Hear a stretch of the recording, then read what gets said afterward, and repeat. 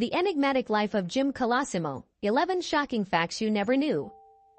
Jim Colosimo, popularly known as Big Jim, was a central figure in the development of organized crime in the United States during the early 20th century. Often romanticized in movies and books, the real Colosimo was a complex and dangerous character. Here are 11 shocking and bewildering facts about this mafia boss that delve into the labyrinth of his life, including his associations with Al Capone. Fact number 1. Early life in Italy, the making of Big Jim. Born Vincenzo Colosimo in 1878 in the small Italian town of Colosimo, Calabria, he had a modest upbringing that provided little indication of the notorious life that lay ahead. At the age of 17, he made the daring decision to immigrate to the United States, landing on American soil in 1895. The New World provided him with endless opportunities, but it was in Chicago's criminal underworld where Colosimo found his calling. This move set the stage for his transformation into Big Jim, the mastermind behind one of the most powerful criminal empires in Chicago's history. Number 2. Rise to prominence, the brothel kingpin. By 1909, Jim Colosimo had become a formidable figure in Chicago's seedy underbelly. At the height of his power, he controlled an astonishing 200 brothels across the city. These establishments became infamous for their lavishness, attracting wealthy and influential clients.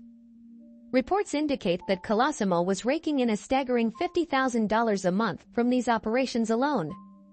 To put that into perspective, that's the equivalent of over $1.3 million in today's money when adjusted for inflation. It was a fortune built on vice, but it made him one of the wealthiest men in Chicago. Number 3. Lavish lifestyle, the taste of a gangster. Big Jim Colosimo was not just content with making money, he enjoyed flaunting it too. Known for his sartorial elegance, he would often be seen wearing diamond belt buckles and gold rings, not to mention his custom-tailored suits. Colosimo's penchant for the finer things in life was also evident in Colosimo's Cafe, a luxurious establishment he owned. This cafe was no ordinary place. It was often compared to a palace, with opulent decor that included grand chandeliers, plush furnishings, and elaborate wall art. It was a sanctuary of luxury in a city marred by crime and poverty. Number 4. Al Capone's early days with Colosimo. Before Al Capone became the notorious gangster we all know, he was a young man trying to make his mark in the criminal underworld. He found a mentor in Jim Colosimo after moving to Chicago in 1919. Originally, Capone was hired as a bouncer and bodyguard at one of Colosimo's brothels.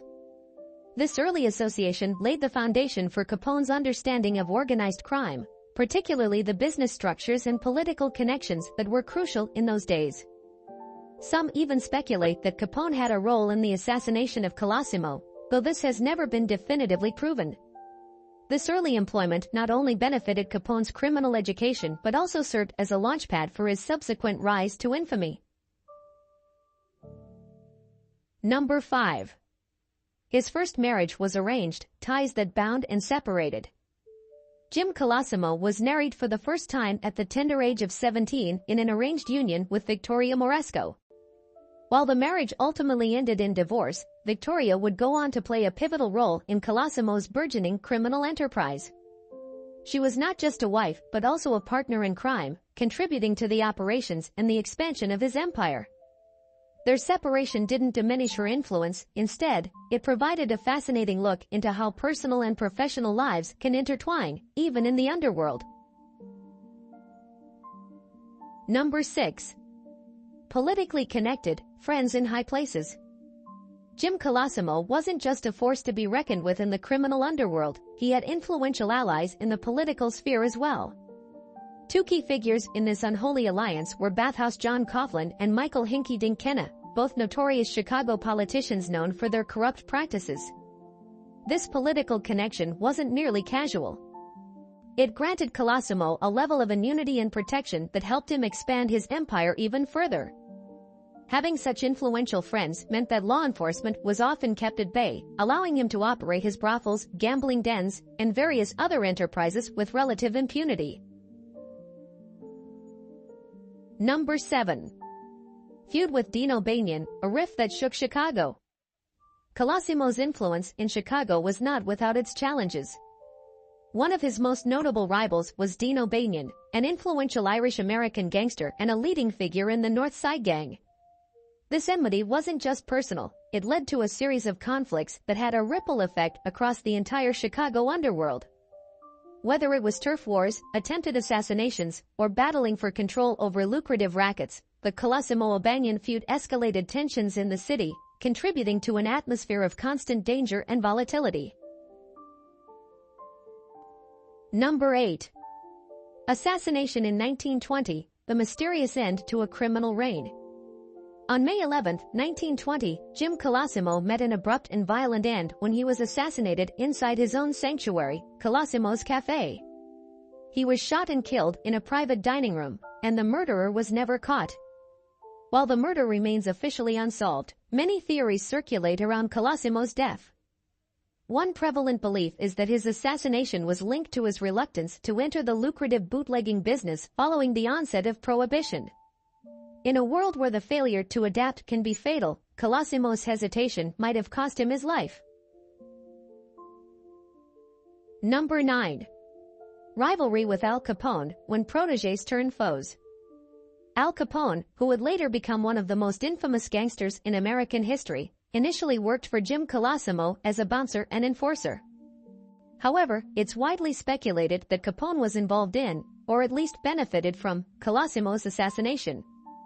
The main theory suggests that Capone had grown impatient with Colosimo's conservative approach, particularly his unwillingness to dive into the burgeoning bootlegging industry following Prohibition. Capone saw this as a missed opportunity and, possibly with the backing of other disgruntled members of Colosimo's organization, may have taken the drastic step to remove his boss and pave the way for his own rise to power. Number 10. Brother-in-law's betrayal, John Torrio's power grab. In a Shakespearean twist, John Torrio, who was married to Colosimo's sister, emerged as the successor of Colosimo's empire after his assassination. But Torrio didn't just inherit the empire, he expanded it and steered it into new avenues, including the bootlegging operations that Colosimo had avoided. Moreover, it was Torrio who mentored Al Capone, thereby adding another complex layer to the already complicated relationship between Capone and Colosimo. This betrayal within the family unfolded a series of events that would change the dynamics of organized crime in Chicago. Number 11. Wealth at time of death, the size of the empire. When Jim Colosimo was assassinated in 1920, he left behind an empire worth an estimated $5 million, an astronomical sum for the time, equivalent to over $65 million today when adjusted for inflation. This staggering wealth is a testament to the size and profitability of his operations, which included not just brothels and gambling dens but also legitimate businesses like cafes and restaurants. This fact underscores the enormity of what Colosimo had built and also emphasizes how significant his influence was on both the criminal and cultural aspects of Chicago's history.